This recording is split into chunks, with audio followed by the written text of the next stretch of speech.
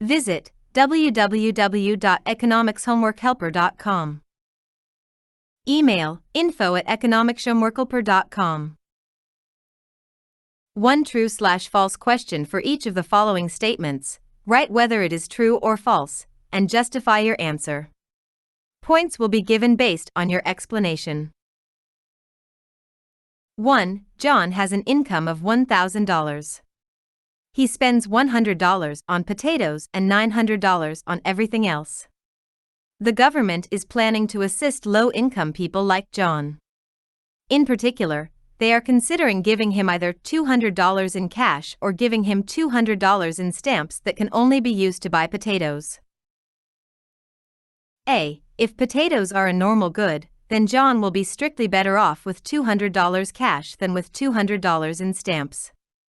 Solution: false. If John wants to spend more than $200 in potatoes when he receives a $200 cash transfer, then he can also buy that same bundle when he receives the $200 in stamps.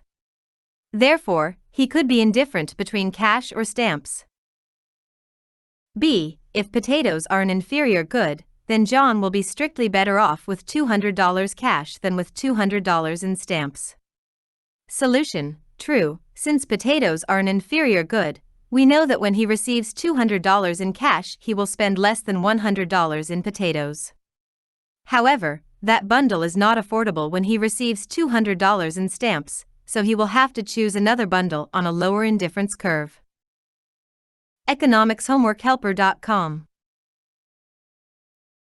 2. Mary consumes only two goods, X and Y.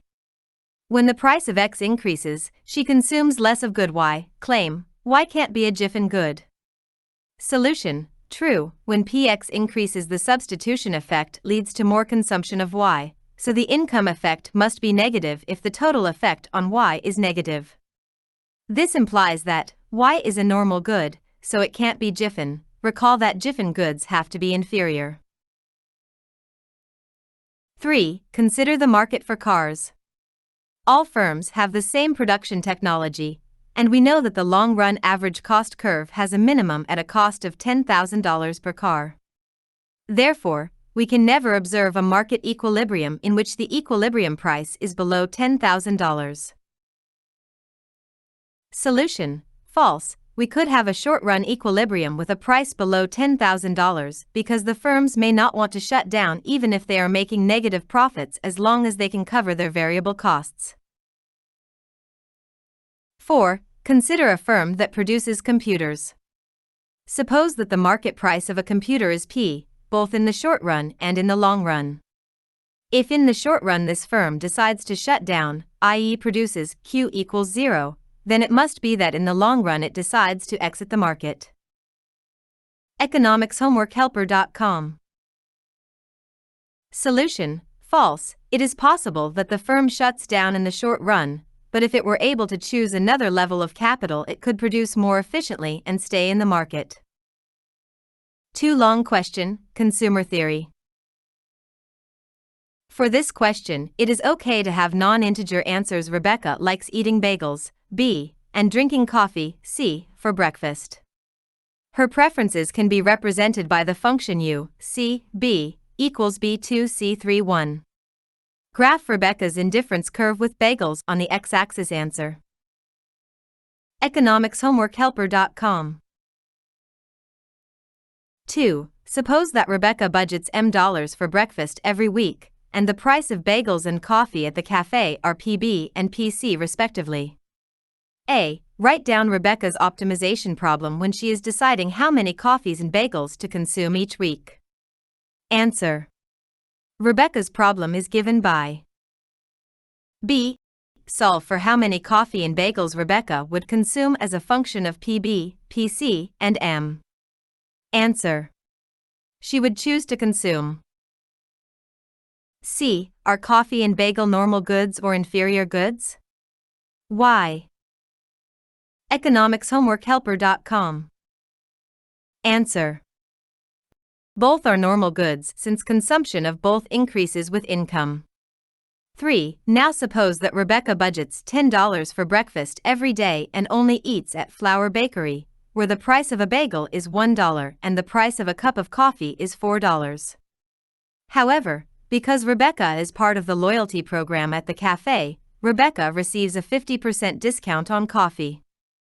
A. Graph Rebecca's budget set with bagels on the x-axis. Answer. economicshomeworkhelper.com.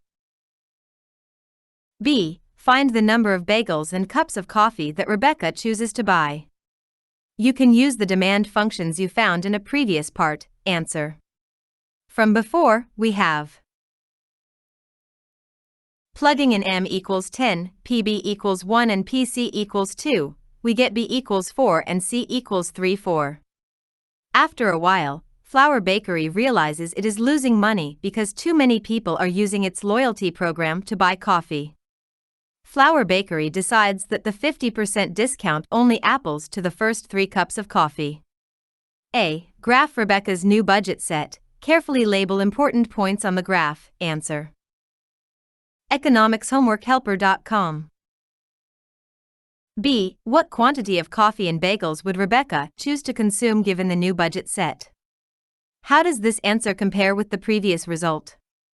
Explain. Answer. Note that Rebecca's old bundle of 4 bagels and 3 coffees is still affordable at this new budget set. Therefore, she will choose to consume her old bundle. 5. Flour Bakery is still losing money. It decides to get rid of its loyalty program altogether so that no one gets any discounts on coffee. economicshomeworkhelper.com. A. Find Rebecca's consumption of coffee and bagels without the loyalty program. Answer. From before, we have plugging in M equals 10, PB equals 1 and PC equals 4, we get B equals 4 and C equals 1.5, B. Comparing your answer to the answer you got in Part 3B, how much of the change in Rebecca's consumption of coffee is due to the substitution effect? How much is due to the income effect? Answer. To find the substitution effect, we use the optimality condition at the new prices and the old utility level. Solving the above, we get economicshomeworkhelper.com. The substitution effect causes consumption of coffee to decrease by 3 minus 2.3 equals 0.7, and the income effect causes consumption to decrease by 2.3 minus 1.5 is equal to 0.8. Graphically, we can also see the income and substitution effect. 6. Disappointed that the loyalty program has been cancelled, Rebecca goes searching for another cafe and discovers that Tat sells coffee for $2 and bagels for $2. The quality of coffee and bagels is the same between Tat and Flour Bakery. economicshomeworkhelper.com. A. How many bagels and coffee does Rebecca buy at Tat? Answer. From before, Rebecca's optimization is given by. So at Tat, she would buy. B. Rebecca only has time to go to one coffee shop before class. Which one does she go to? Why? Answer. The utility the Rebecca gets from going to Tat is equal to 22.33 equals 108.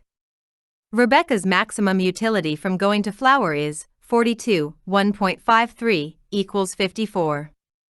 Since Rebecca gets higher utility from going to Tat, she would prefer to go there. economicshomeworkhelper.com. C. Now suppose that Rebecca's utility function for coffee and bagels is given by U, C, B, equals square root B plus C. Which coffee shop does she go to and how much of each good does she consume at that coffee shop? Hint: it is possible to arrive at the solution for this problem without doing any math. If you do so, please explain the reasoning you used to arrive at your answer. Answer. Note that bagels and coffee are perfect substitutes. At Flour, Rebecca would therefore choose to consume 10 bagels, whereas at Tat, she can consume 5 bagels. Therefore, Rebecca would prefer going to Flour. 7. Now suppose that there are 30 consumers, all with utility for coffee and bagels U, C, B,